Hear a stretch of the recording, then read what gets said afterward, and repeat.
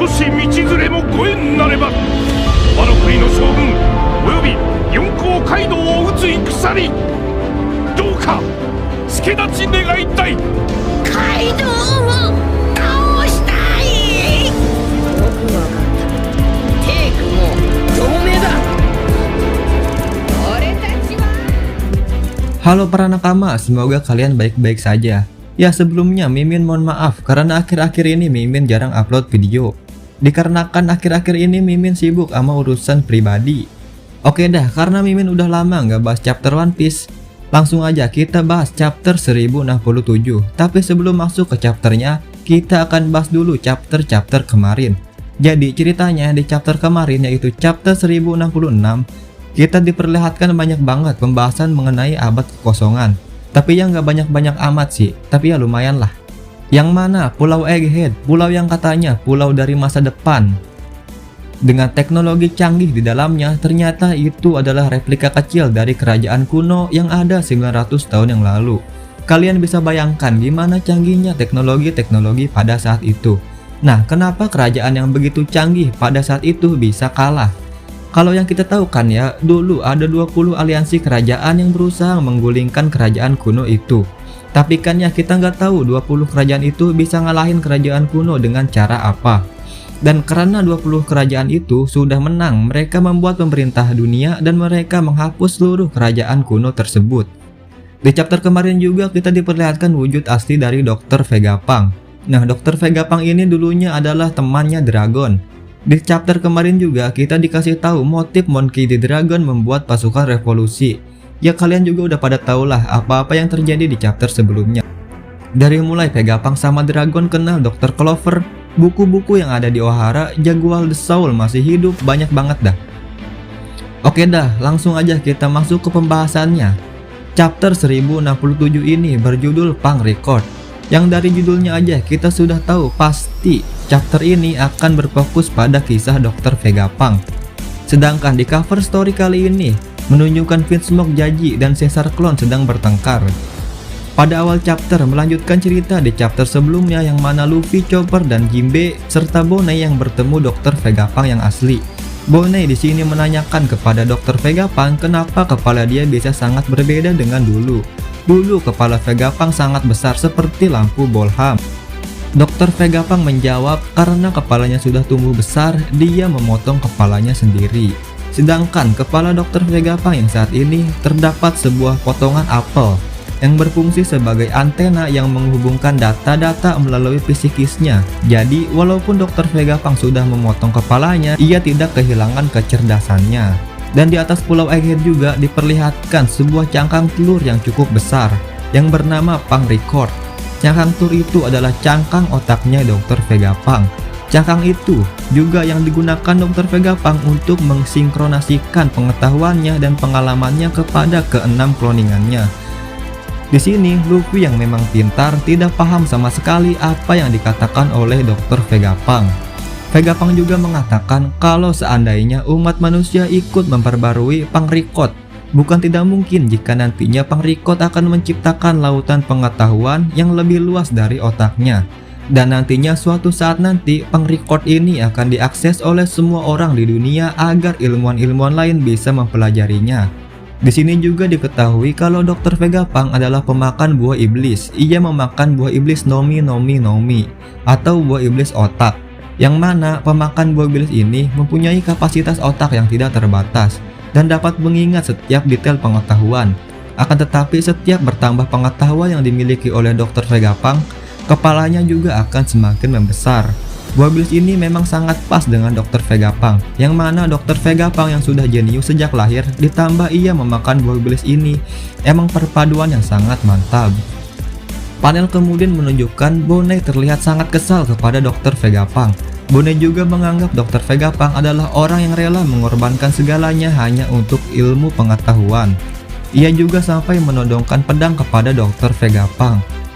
Bonai meminta Dr. Vegapunk mengubah ayahnya kembali seperti dahulu. Akan tetapi, pedang yang digunakan oleh Bonai adalah pedang yang digunakan untuk menarik sejumlah serangga dalam jumlah besar. Alhasil Bonai langsung pingsan seketika melihat serangga yang begitu banyak langsung mengarah kepadanya. Dr. Vegapunk yang tahu kalau Luffy habis dari Wano, ia bertanya apakah benar di Wano terdapat naga selain Kaido. Kemudian Luffy menjawab pertanyaan itu dengan memberitahu kalau naga yang satu lagi adalah temannya yang bernama Momonosuke. Dr. Vegapunk memberitahu kalau buah iblis yang dimakan Momonosuke adalah buah iblis hasil ciptaannya. Buah iblis itu dibuat dengan memanfaatkan faktor garis keturunannya Kaido. Namun hanya karena warnanya tidak sesuai dengan warna asli buah iblis tersebut, Vegapunk menganggap buah iblis tersebut adalah sebuah kegagalan. Alhasil ia menyimpan buah iblis tersebut di Pulau Panghazard. Padahal buah iblis itu memiliki kekuatan yang hampir mirip sama seperti buah iblis aslinya. Luffy dan Jinbe pun terheran karena sikap Dr. Vegapunk tersebut.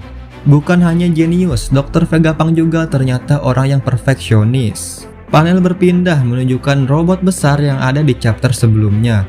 Ternyata robot itu bukan hasil buatan Dr. Vegapunk, melainkan robot yang menyerang Marinjoa 200 tahun lalu. Dan kabarnya mesin dari robot itu diperkirakan dibuat 900 tahun yang lalu, yang mana hal itu mengejutkan para ilmuwan. Akan tetapi robot itu tidak diketahui dari mana asalnya dan apa tujuannya diciptakan. Namun kemungkinan robot itu diciptakan untuk memanjat Redland, karena 200 tahun yang lalu tepat terjadinya diskriminasi terhadap ras manusia ikan. Pada awalnya robot itu ingin dihancurkan oleh pemerintah dunia. Akan tetapi karena para ilmuwan penasaran dengan robot tersebut, robot itu masih ada sampai saat ini. Mereka menyembunyikan robot itu dari pemerintah dunia. Dan informasi-informasi yang dibuat oleh para ilmuwan telah diturunkan dari generasi ke generasi sampai ke tangan Dr. Vegapunk pada saat ini. Robot itu juga menjadi referensi Dr. Vegapunk dalam membuat Vega Force. Robot besar yang muncul di chapter-chapter yang lalu akan tetapi sangat berbeda dengan robot yang ada 900 tahun yang lalu. Dr. Vegapunk beranggapan kalau di zaman dahulu terdapat energi yang sangat kuat untuk mengubah pemahaman di dunia saat ini. Dr. Vegapunk juga mengatakan bahwa ada sesuatu yang harus diberitahu kepada Bonai. Entah sesuatu apa itu yang harus diberitahu. Dia juga percaya bahwa pertemuannya dengan Luffy adalah sebuah takdir. Ia pun meminta Luffy untuk membawanya pergi dari Pulau Egghead. Panel kemudian berpindah, memperlihatkan para CP0 yang dipimpin oleh Rob Lucci sedang dekat dengan Pulau Egghead. Dan saat ini ia sedang dihadang oleh para monster laut ciptaannya Dr. Vegapunk. Selain memusnahkan Dr. Vegapunk dan kloningan-kloningannya, para CP0 ini bertujuan untuk menghabisi Bonai. Di sisi lain, para kloningannya Dr. Vegapunk yang tahu kalau CP0 datang ke Pulau Egghead langsung bersiap menghadang mereka dan menolak permintaan mereka untuk berlabuh di pulau tersebut.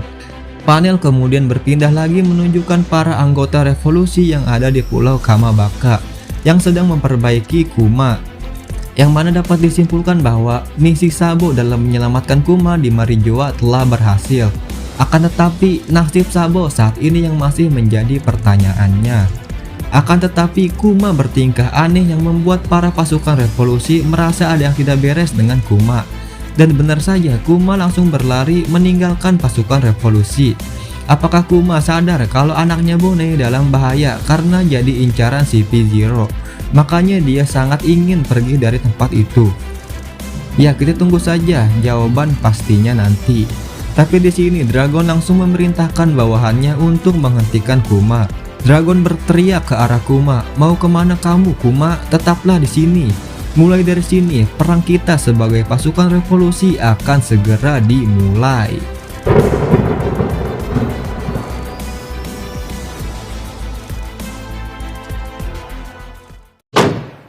Ara, sayonara. Oke, sekian dulu review chapter kali ini. Jika kami ada salah kata atau ada apa, silakan kalian koreksi di bawah. Dan bagi kalian yang suka One Piece, jangan lupa subscribe channel ini. Bukan One Piece saja, channel ini juga akan membahas anime-anime lainnya. Oke dah, sampai jumpa di video selanjutnya. Oh iya lupa, One Piece minggu depan libur.